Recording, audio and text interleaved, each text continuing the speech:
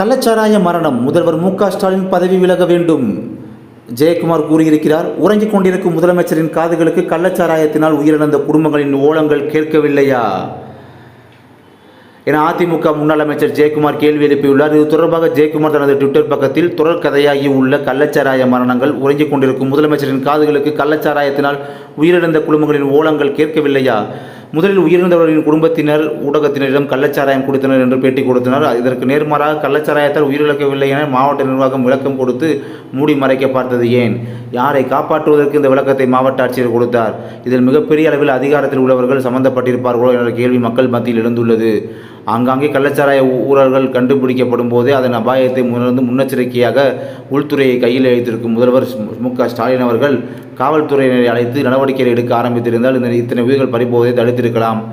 பாதிக்கப்பட்டவர்களின் குடும்பத்திற்கு என்ன பதில் வைத்திருக்கிறார் ஸ்டாலின்? வழக்கம் போல நிவாரணம் தந்துவிட்டால் இந்த உயிர்கள் மீண்டெழுந்து விடுமா?